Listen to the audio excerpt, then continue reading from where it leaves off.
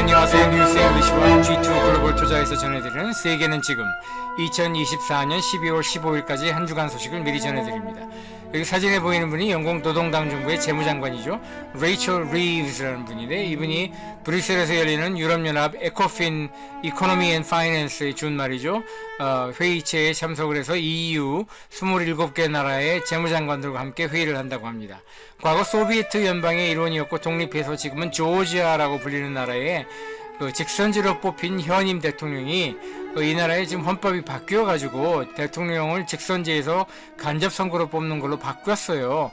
그래서 10월에 치러진 그 의회 총선에서 지금 여당이 아니고 지금 야당이 다수당이 되었는데, 그 야당 다수당이 된 그 야당이 새로 선출한 그 신임 대통령을 받아들일 수 없다고 해가지고 지금 선거 불복을 하고 있습니다. 사정이 조금 복잡한데 제가 나중에 또 따로 한 꼭지씩 짚어드릴 적에 좀 더 자세히 설명을 드리겠습니다.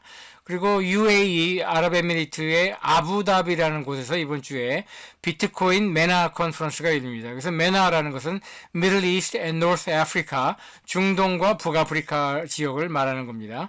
그 다음에 ECB, 유럽중앙은행이 인플레이션에도 불구하고 금리 인하를 단행할 것으로 지금 전망을 하고 있고요. 미국과 중국과 독일에서 소비자 물가 상승률 CPI를 발표를 하고요. 호주와 캐나다와 브라질 중앙은행이 금리 결정을 합니다. 그리고 일본과 영국이 2024년도 3분기 경제 성장률 GDP 최종 수정치를 이번 주에 발표를 합니다.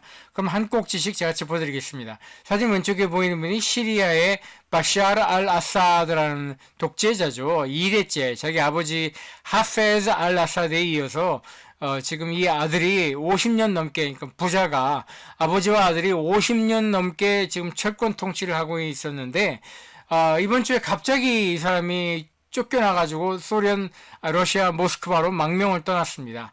이 시리아 나라는 원래 3000년 전에 이 페니키아 문명의 후손들이에요. 그러니까 당시에도 이 지중해 상권을 주름잡았던 그 상업이 오랫동안 발달했던 바로 그 땅의 후손들이 지금 레바논과 시리아 사람들이거든요.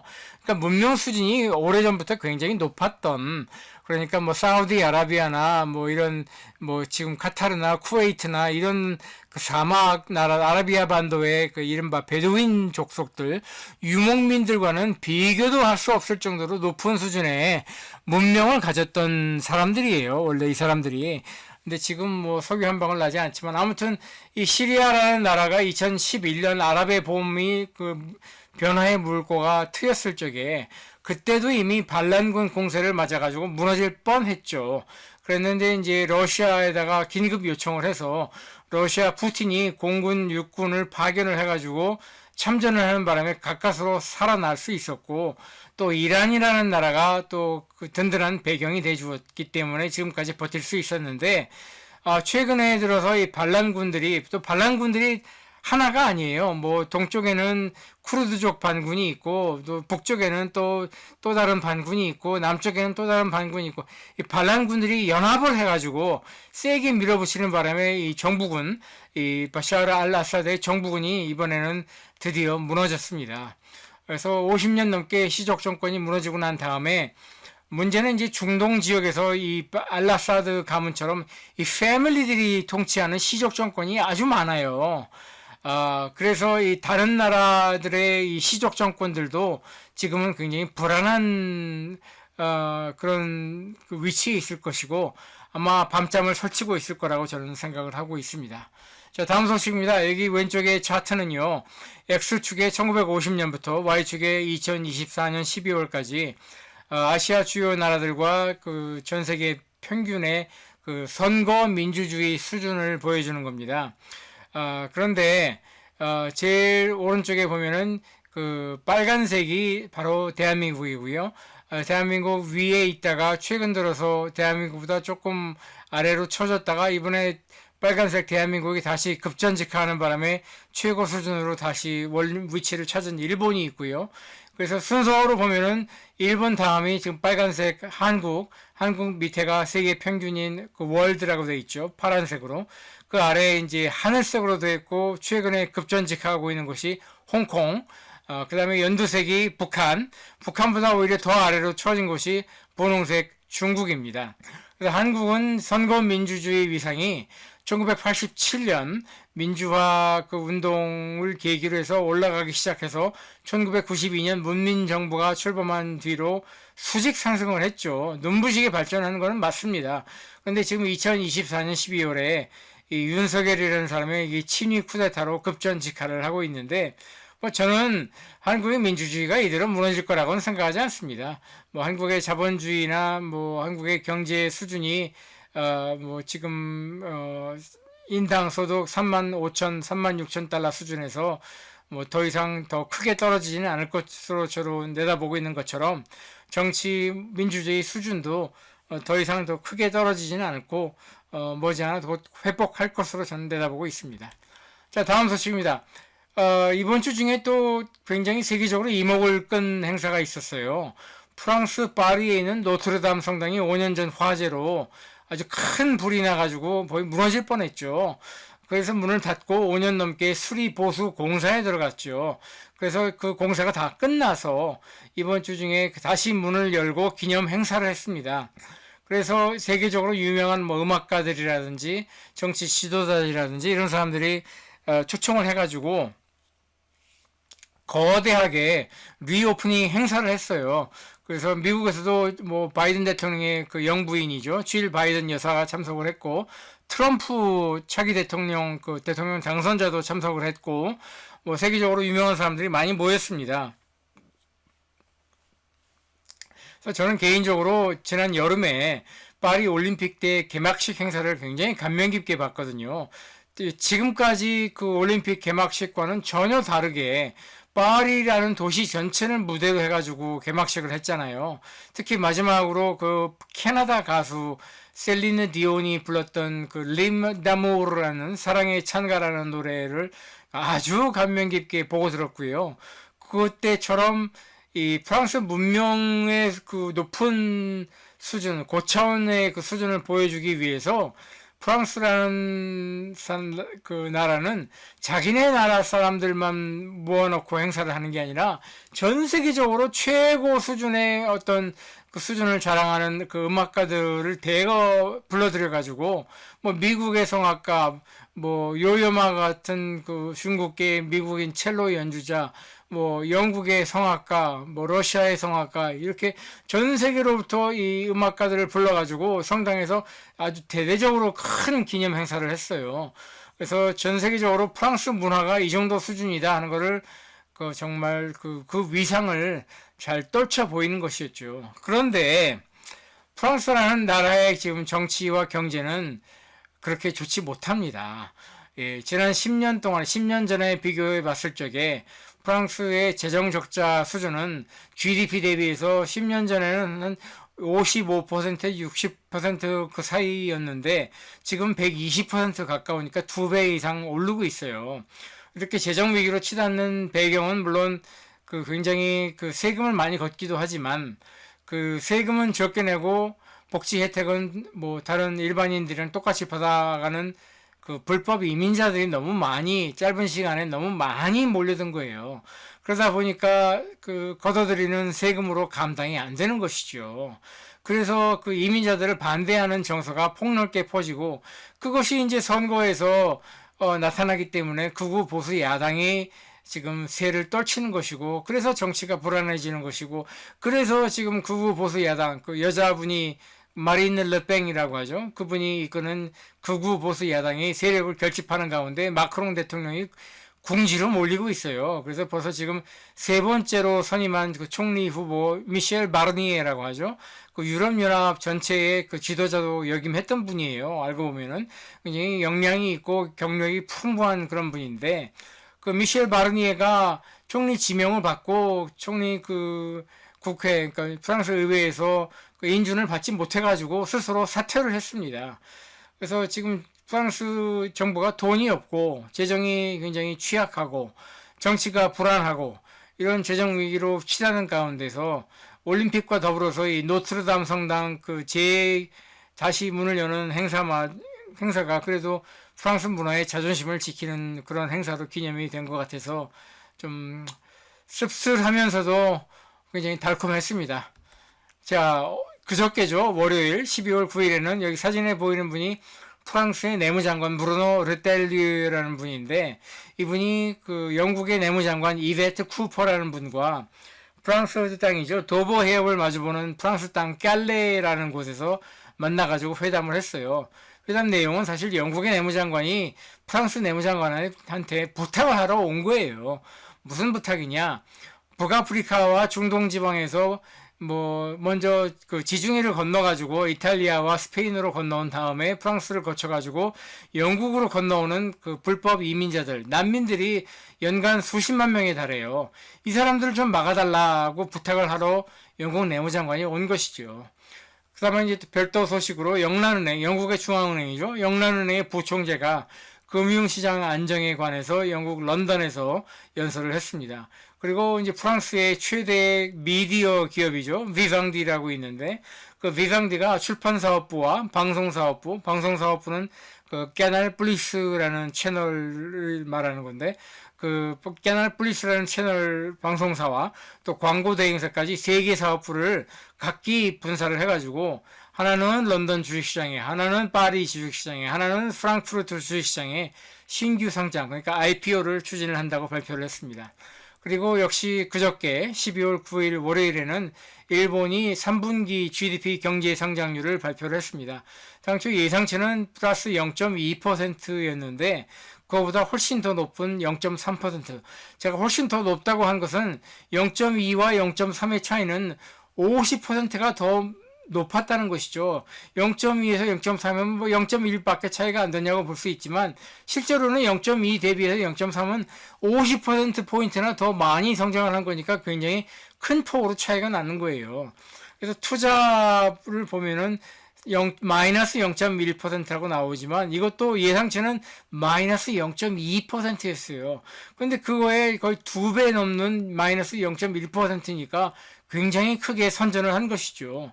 그 다음에 이제 수출에서 수입을 뺀 것이 마이너스 0.2%로 나왔는데 이것도 예상치는 마이너스 0.3%였어요. 그런데 마이너스 0.2%로 나오니까 굉장히 크게 선전한 것이고, 구체적으로는 수입이 플러스 1.8%나 늘어났고, 또 수출은 플러스 1.1%가 늘어나서 특히 수입이 1.8% 늘어났다는 것은 앞으로 이 중간재를 이렇게 많이 수입을 해서 수출을 더 많이 할 수 있다는 그런 시그널로 볼 수 있는 것이죠. 그 다음에 제일 중요한 게 소비인데, 이 소비가 플러스 0.7%나 늘어나는 기염을 통했어요. 이렇게 일본에서 지금 소비가 아주 호조를 띠는 배경은 일본 사람들의 임금 수준이 30년 만에 지금 치고 올라가고 있는 거예요. 그래서 임금이 빠르게 올라가니까 소비가 이렇게 크게 큰 폭으로 오르고 있는 겁니다. 근데 이제 제일 저조했던 분야가 바로 정부 지출인데 예상치는 플러스 0.5%였는데 실제로는 플러스 0.1%에 그치는 걸로 나왔습니다. 또 이제 또 다른 꼭지 소식으로 이 IAEA 국제 원자력 기구라고 있죠. International Atomic Energy Association인데 또는 에이전시, 이 국제 원자력 기구 조사단이 일본 후쿠시마 원전 사고 오염수 처리하는 그 알프스라는 그 처리수가 있는데 그 처리수가 제대로 지금 오염수를 처리하고 있는지 없는지를 검토하기 위해서 월요일 12월 9일에 일본을 방문을 시작을 했습니다. 그리고 제가 지켜보고 있는 기업들 가운데 실적 발표한 기업으로는 미국의 데이터베이스 소프트웨어 기업이죠. 오라클이 있습니다. 어제죠. 12월 10일 화요일에는 호주의 중앙은행이 금리를 동결하는 걸로 발표를 했고요. 독일에서는 11월 한 달 CPI 소비자 물가 상승률과 HICP, 이거는 Harmonized Index of Consumer Prices라고 유럽연합 전체와 독일과의 그 사이에 그 일종의 소비자 물가 상승률을 싱크로나이즈한 그런 인덱스 지수 발표예요. 그래서 소비자 물가 상승률을 발표를 했고요. 브뤼셀에서 그 아까 말씀드린 것처럼 유럽연합의 에코핀 27개 나라들의 재무장관들이 모이는 회의를 했고, 영국의 재무장관도, 영국은 EU가 아니니까 참석할 자격이 없는데 초대를 받아가지고 참석을 했습니다. 그 다음에 어제 12월 10일에는 그 노벨데이라고 1896년에 알프레드 노벨이라고 노벨상 만든 그 창업 노벨이라는 사람이 죽은 지 사망일 기념일이에요. 그래서 항상 매년에 이 12월 10일에는 노벨상 수여식을 하는데 한국의 그 노벨 문학상 수상을 한 한강이라는 작가를 포함해서 올해 노벨상 받은 분들이 스웨덴과 그 노르웨이에 모여가지고 이 노벨상 수여식을 했습니다. 그리고 아부다비에서 비트코인 메나 컨퍼런스가 개막식을 했고요. 자, 오늘 12월 11일 수요일에는요. 아직 미국은 수요일이 안 됐지만은 날이 밝으면 이제 미국에서 11월 한 달 CPI 소비자 물가 상승률을 발표를 하는데 다음 주죠. 12월 18일에는 미국 중앙은행 연방준비제도이사회 금융통화위원회가 금리를 인하를 할 것인지 동결을 할 것인지 결정을 하게 됩니다. 그런데 그 금리 결정을 할 적에 가장 중요한 지표가 이 12월 11일 수요일에 발표하는 소비자 물가 상승률입니다. 지금 예상치는 10월 한 달은 플러스 2.6% 이어서 11월 한 달은 지금 소비자 물가 상승률이 플러스 2.7%로 나올 걸로 전망을 하는데 이게 만에 하나 뭐 플러스 3.0%를 넘어간다. 그렇게 물가가 크게 오른 걸로 나온다 하면은 금리를 내리지는 못하겠죠. 그러면 금리 동결로 갈 수 있고요. 하지만 예상치 수준에 수렴한다고 한다면은 금리를 25 베이시스 포인트 내릴 수 있을 것이라고 봅니다. 그 밖에 이제 IMF의 총재죠. 그분이 로이터 통신이 개최하는 넥스트라는 컨퍼런스에 참석을 하고요. 오페크 석유협력기구가 12월 한 달 오일 마켓 리포트를 이제 월간 리포트인데 이거를 발행을 하고요. 브라질과 캐나다의 중앙은행들이 금리를 결정을 합니다. 그리고 프랑스의 국영 철도 회사 SNCF라고 있는데 이 SNCF를 민영화를 하겠다고 지금 마크롱 정부가 준비를 하고 있는데 그거를 반대하는 파업을 시작을 합니다. 그리고 왼쪽 사진에 보이는 분이 스위스의 대통령이에요. 이름이 비올라 아메드라는 분인데 이 스위스의 정치 제도는 굉장히 독특해가지고 일단 의회는 양원제입니다. 상원이 있고 하원이 있는데 그 스위스 의회에서 대통령을 1년에 한 번씩 뽑아요. 1년입니다. 1년. 근데 1년에 한 번 뽑히는 대통령이 두 번 연속해서 연임을 할 수는 없고, 대통령을 뽑는 것도 그냥 새로 뽑는 게 아니라 5명으로 구성하는 그 일종의 행정부 수반 기구가 있어요. 그 5명이 가운데서 한 명씩 돌아가면서 하는 거예요. 그래서 지금은 이 비올라 아메드라는 분이 하는데 새로운 대통령을 이제 뽑는 그 날이 바로 12월 10일 수요일입니다. 그러면 제가 눈여겨보는 기업들 가운데 실적 발표를 하는 기업으로는 브리티시 아메리칸 토베코 담배 회사죠. 그 다음에 미국의 문서 처리하는 소프트웨어 기업 아도비, 그 다음에 스페인의 그 짜라라는 브랜드를 가지고 있는 의류 기업이죠. 인디텍스가 실적 발표를 합니다. 역시 수요일 오늘은요. 그럼 미국에서 이제 11월 한 달 CPI 소비자 물가 상승률 인플레이션 발표를 하는데 아까 말씀드린 것처럼 12월 18일 FOMC 금융통화위원회가 금리를 결정하는 데 있어서 가장 중요한 지표가 바로 이 소비자 물가 상승률입니다.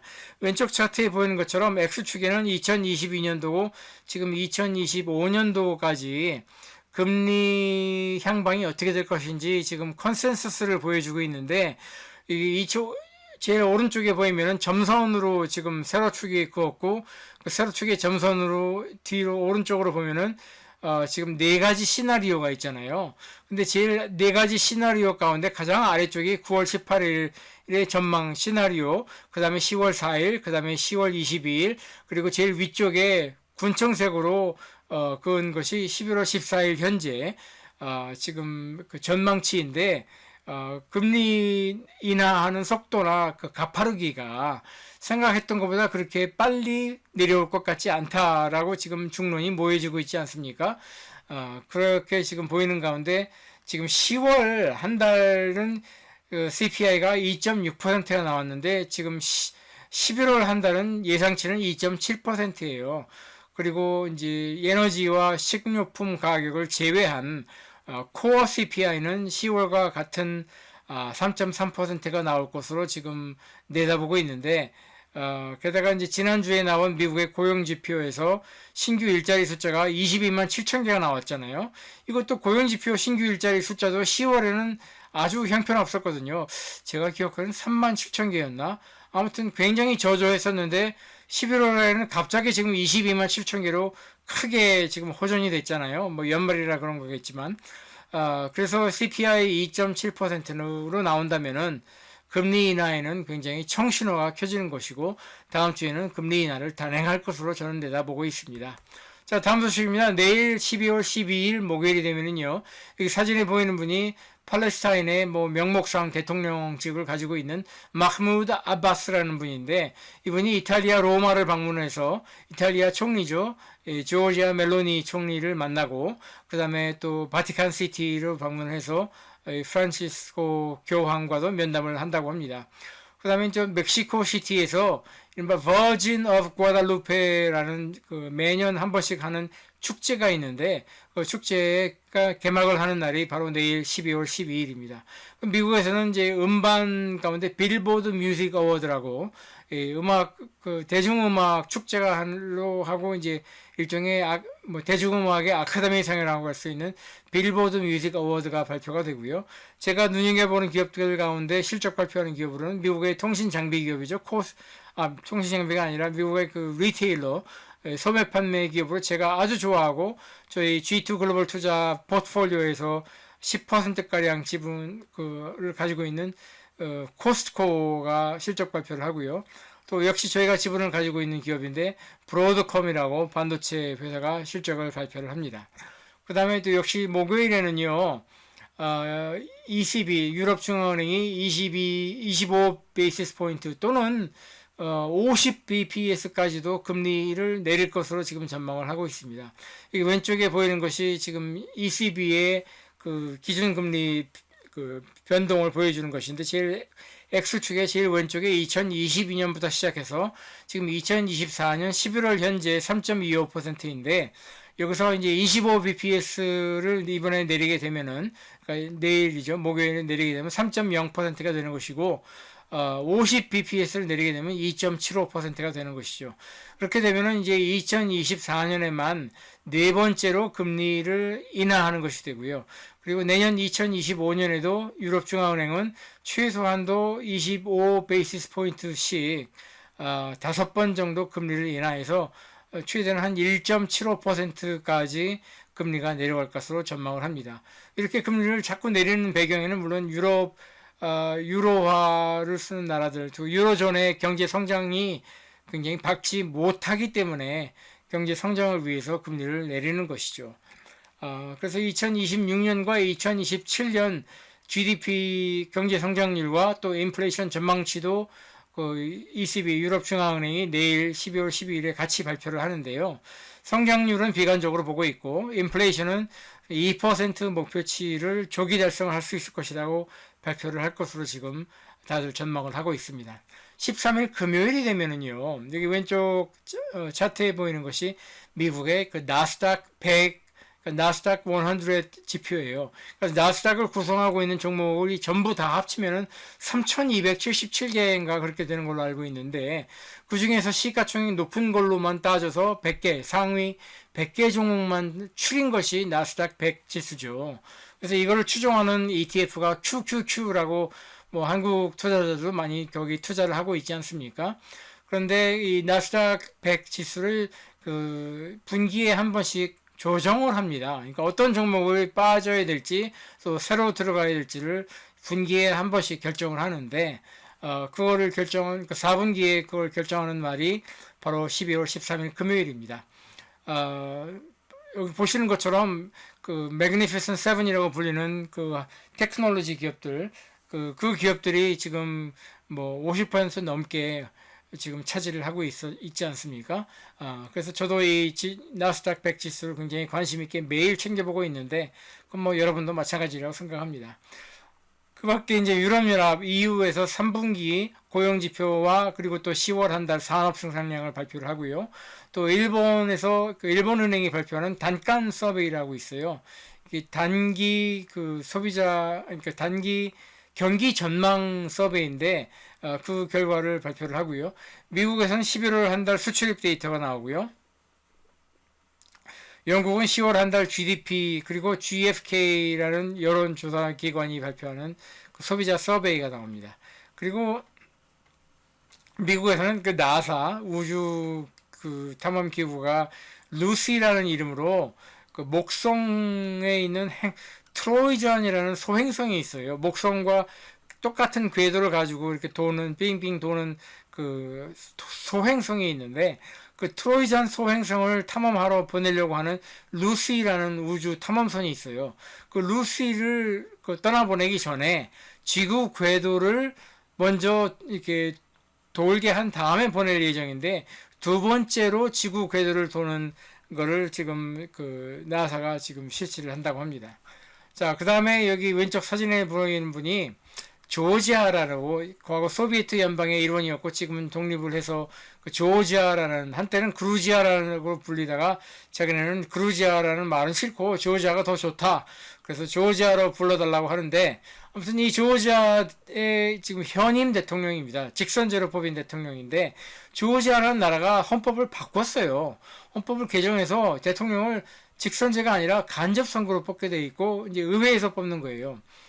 그런데 이분 이름이 이제 살로메 zu라비치빌리라는 분인데 참고로 이 조지아라는 나라 사람들의 성을 보면은 성씨에서 성을 보면은 거의 100%다 끝에가 1, 2로 끝납니다. 무슨 1, 2 무슨 1, 2로 끝나는데 아무튼 이분도 살로메 zu라비치빌리라는 분인데 이분이 이끄는 지금 현재 여당이 지난 10월에 치러진 의회 총선에서 졌어요. 그래서 의회 10월에서 이긴 지금 현재 야당이 자기네들이 다수당이 됐으니까 새로 대통령을 자기네들이 뽑는다. 그래서 뭐 과거에 축구 선수 유럽에서 프로축구 선수로 활약했던 그 신임 대통령 누군가를 뽑았는데 그 대통령을 인정할 수 없다. 왜냐하면 그 10월 선거가 부정선거였으니까 당연히 그 부정선거로 다수당이 된 지금 야당이 새로 뽑은 대통령도 인정할 수 없다. 그래서 지금 선거 부정을 들고 일어나서 지금 그 혼란이 일어나고 있습니다. 뭐 한국도 지금 굉장히 정치적으로 혼란하지만 조지아라는 나라도 굉장히 혼란하고 사실은 루마니아라는 나라도 지금 굉장히 정치적으로 혼란해요. 그래서 제가 봤을 때는 전 세계적으로 한 40년에서 50년 주기로 사이클로 정치와 경제가 어떤 구조적인 혼란의 시기를 거쳐서 다시 질서가 잡히는 그런 혼란과 질서를 반복하는 그런 사이클이 4, 50년마다 한 번씩 오는 걸로 저는 보고 있는데 지금이 바로 그런 때가 아닌가 생각을 해요. 세계 정세가 지금 굉장히 어렵습니다. 한국만 어려운 게 아니라 전 세계적으로 지금 어려워요. 미국의 뭐 트럼프 이기도 그렇고 뭐 유럽의 독일, 프랑스, 영국, 이탈리아 이 네 나라 그 유럽, 서유럽이라는 지역을 어떻게 보면은 이끌고 가던 나라들 전부 다 지금 경제가 어렵고 정치도 어렵고 혼란하고 지금 뭐 아시아 나라들도 그렇고 중국도 어렵고 전 세계가 굉장히 어려워요. 근데 아무튼 이 조지아라는 나라로 다시 돌아와서 그럼 이 나라에서는 지금 여당과 야당이 왜 이렇게 치고받고 싸우느냐? 가장 큰 이슈는 이 여당과 여당이 대립하는 이슈는 유럽연합 EU에 조지아가 가입을 해야 되느냐 마느냐의 그 차이예요.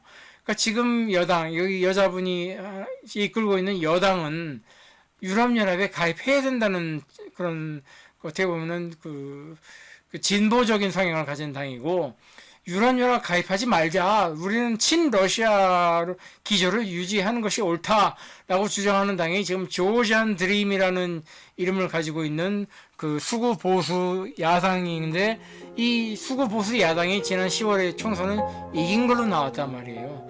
그래서 아무튼 이 나라 조지아라는 나라도 지금 굉장히 어렵게 지금 돼가고 있습니다. 자, 여기까지가 12월 15일 한 주간 소식을 전해드린 그 뉴스 잉글리시와 G2 글로벌 투자 세계는 지금이었습니다. 다음 주에 더 뵙기로 하고 여기 왼쪽에 보이는 것처럼 다양한 주제로 세계 여러 나라의 소식을 지구촌 소식을 전해드리고 있고요. 여러분들에게 유익한 소식과 또 저에게도 유익한 이런 내용을 또 오른쪽에 보이는 것처럼 다양한 소셜미디어 채널로 공급을 하고 있으니까 많은 관심을 가져주시면 대단히 고맙겠습니다. 그럼 다음 주에 또 뵙겠습니다.